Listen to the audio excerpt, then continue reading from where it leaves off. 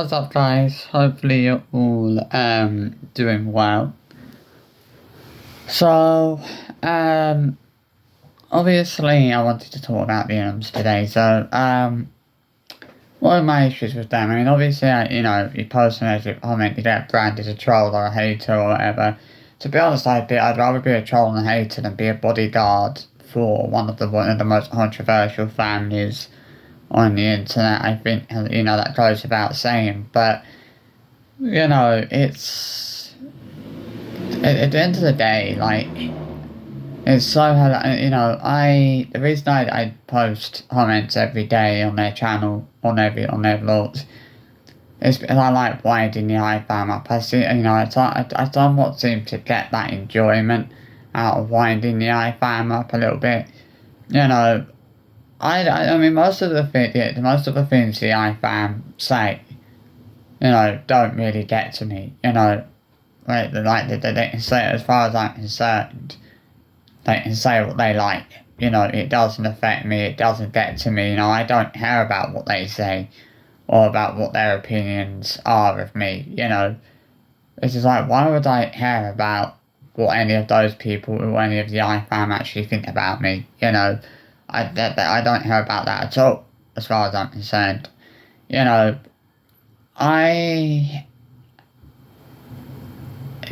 only thing that really pisses me off is the iFam thinking that everyone is jealous of Chris and Sarah. They seem to think that they seem to think that people are only posting negative comments towards Chris and Sarah purely because they're jealous of them.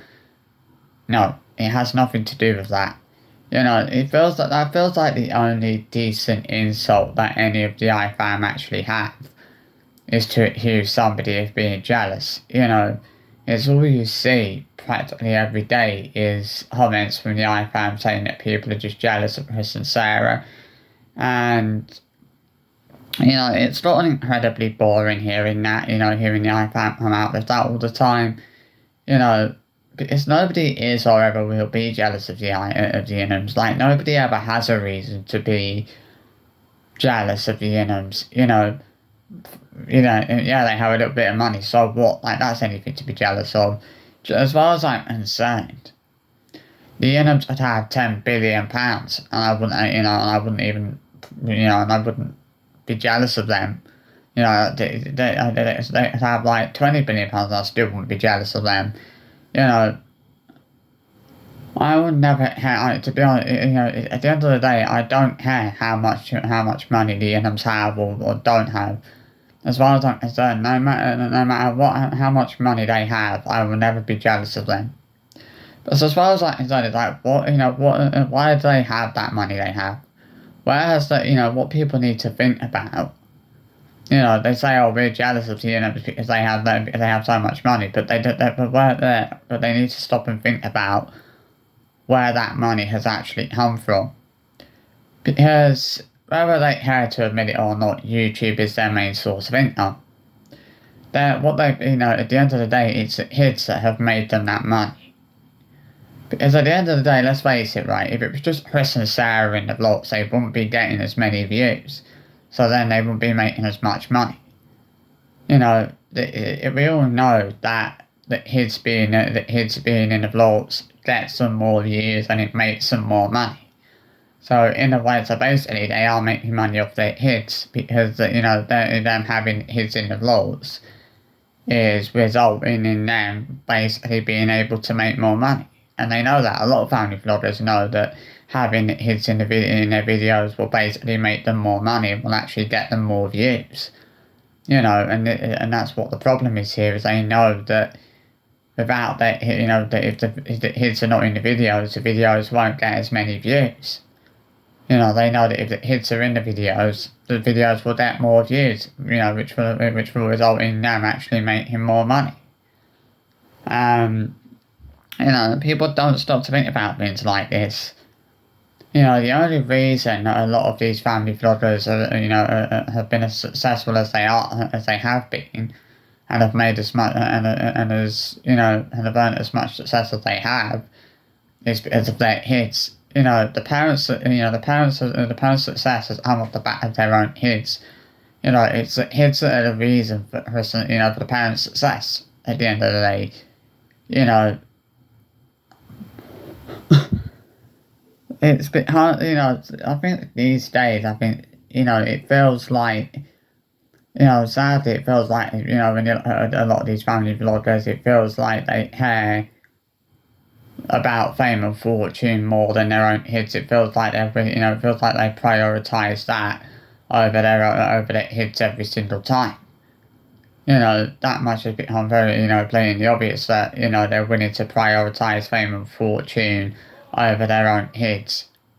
It really, there's no denying that. There's no disputing that, really. Yeah, it's a shit situation, but it is what it is, and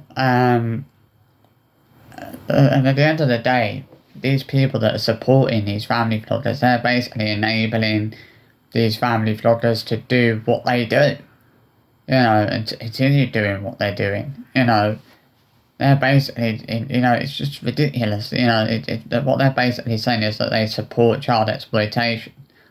And people say what they like, people say, oh, Chris and Sarah are not exploiting their kids. Yes, they are, actually.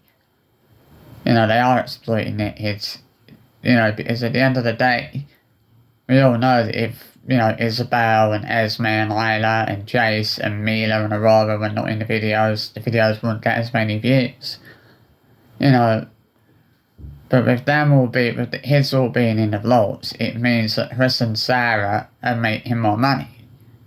As we all know for a fact that if the kids were not in the vlogs, Chris and Sarah wouldn't be making as much money from this from YouTube. But the only reason they're making so much money is because they have the kids in the vlogs every day.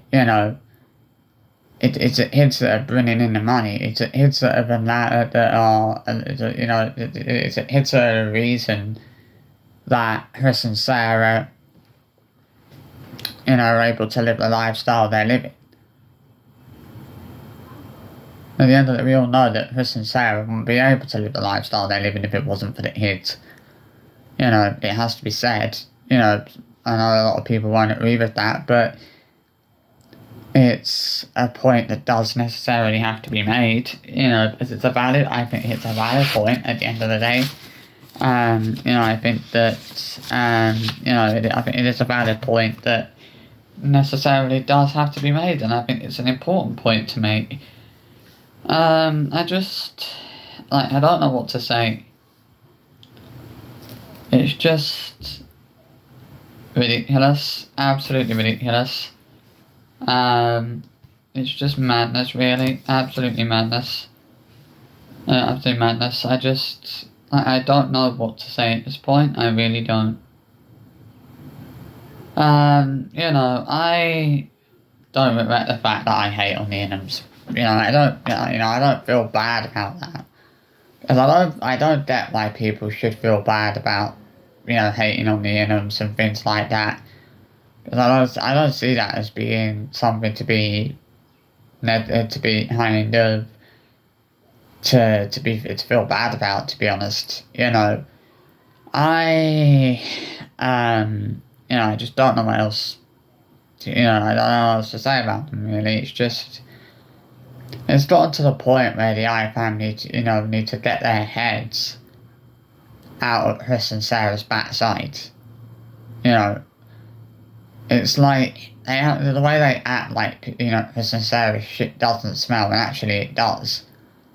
Admittedly, going back about 4 or 5 years ago, I wasn't, I actually thought the Inhams weren't that bad, to be honest.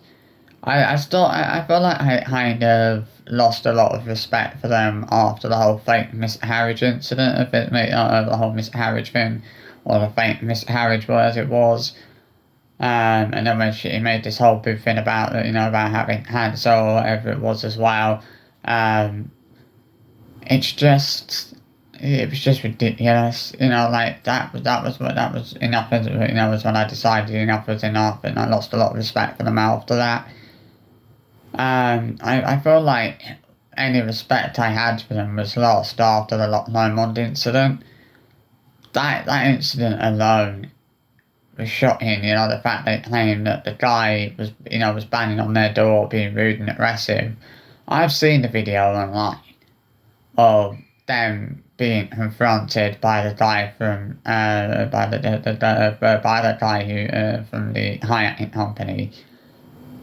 And when I watch it, it's what I see is the only person who was being rude, who was actually being rude in that situation, was Chris. The guy from the high company, it didn't seem like he was being that rude and aggressive. It felt like the only one that was being in any way rude or aggressive was in fact Christopher Rinham. And with his whole famous line about, oh, people have reported us as we're famous or whatnot. No, it had nothing to do with that. People have reported them because they have basically put his lives in danger, by allowing their 3-year-old his to flipping paddleboard on Loch Lomond with no life jackets on.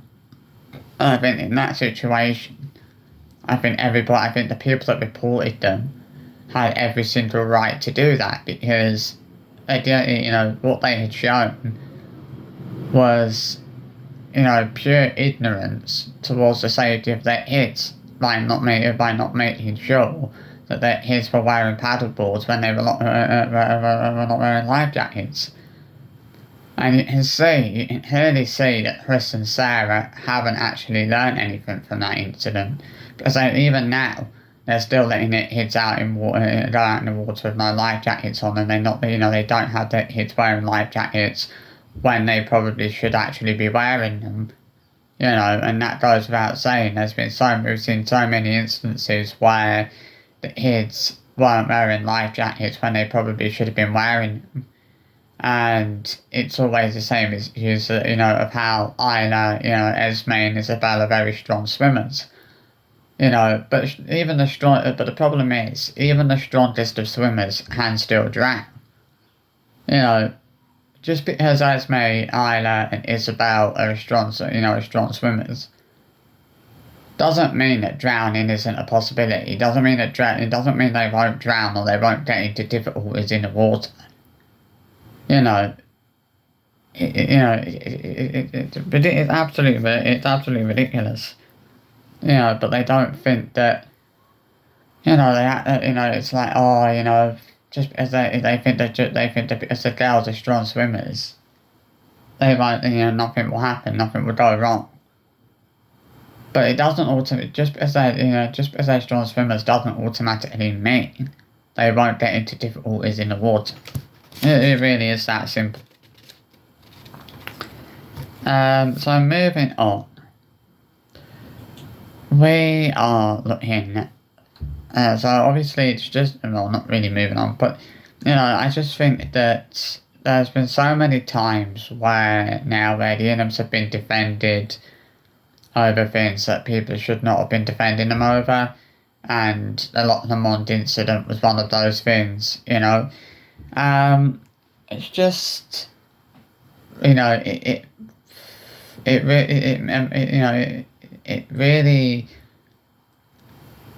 angers me when I think about the amount of times that they have blatantly put their kids in danger and been defended for it time and time and time again.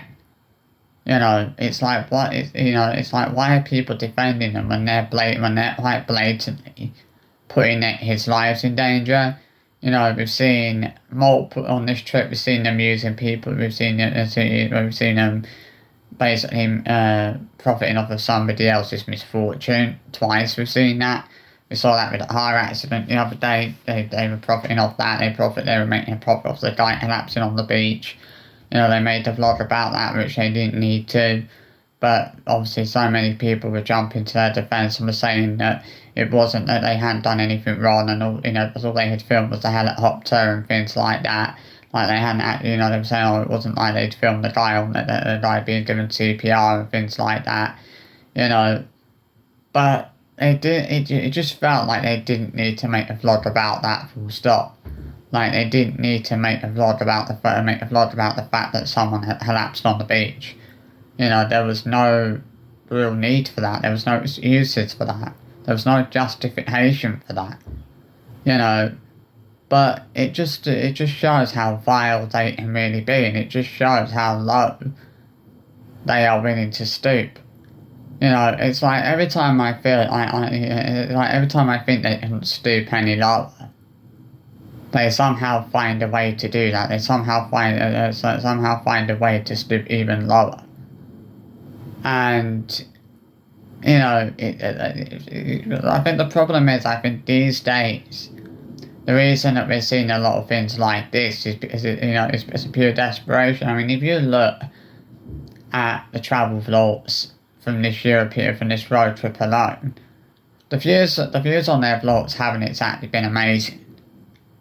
And it's not really hard to see why the views haven't been that great on the vlogs. You know, as a vlog, you know, we haven't really seen anything that I would say was absolutely spectacular. I think it's been, you know, it's been a bit of a shit road trip. You know, I mean, all of their travel vlogs are pretty much shit these days, really. You know. And it proves the point, the fact that even the travel vlogs are not bringing in the views anymore. It goes to show that, it goes to show just how bad their channel is now. The fact that even the travel vlogs are not bringing in the views anymore. You know, it's pity at the end of the day, and it's not hard to see why. You know, it's funny when I think that there are channels out there with less subscribers than the Inums that are actually pulling in more views than the Inums. You know, it's funny how I think about it, the fact that there are channels out there with less subscribers than the Inums, but they're actually pulling in more, like way more views than the Inums are getting. And it's not hard to see why other channels with less subscribers are pulling in more viewers, because the content on those channels is is actually better than the content that is being put out on the Inum's channel. Like, to be honest with Chris and Sarah, when I look at their vlogs, it feels like they're not really putting any sort of effort into their vlogs. Like, it feels like they don't really care now about what they put out there. They'll just put anything out there. You know, they don't really care, about what they put out there. I feel like back in the day, a few years ago, I feel like Chris and Sarah used to care a lot more about what they were putting out there. But it feels like they don't really care much about what they're putting out there anymore. You know, it feels like their hearts are not in it. You know, it feels like they're not. You know, it feels like their hearts are not into the whole vlogging thing anymore. I mean, yeah, I think obviously that what you can see, from what I can see, is they are trying to convince people that they're still enjoying vlogging and they're still, that they still like doing it, but I don't feel like they enjoy it. I think they're not really convincing anyone of that, I feel like their channel is suffering, I feel like, I think any normal person, I think if things had gotten this bad, I think they would have given up. I think they would give it up realistically. I think I hate to say it, but any normal person would give it up and would say, would call it quits. They wouldn't keep clinging onto the channel. They wouldn't keep trying. They wouldn't keep trying to revive the channel. Keep trying to get the views up, because no matter what they do, nothing is working. And you can see that now. Like, no matter what they do, nothing brings in the views anymore. Even the clickbait don't bring in the views anymore. The clickbaiting is actually doing more damage to their channel than it is actually doing them any good. Obviously clickbaiting isn't something that does against YouTube's terms and conditions. Don't ask me why, because it probably should. And I think a lot of people would agree with me on that. But, the Inums, I think, that they just, like, they're hanging on to something that, is dying, basically. That their channel is dying, and they're trying their best to hang on to it. Like, I think in fairness, their channel has been on its last legs for a long while. But it's not, obviously, it's kind of, they're trying to keep it going, they're trying to keep it alive, but they're failing miserably. You know, they're making the death of their channel more and more inevitable. You know, and I feel like the end of their channel is getting closer and closer and closer, and they're basically, you know, helping the channel to die. They die a very long and painful death. You know, dare I say it? I mean, I don't mean to sound critical, but someone had to say it at the end of the day. It's one of those things.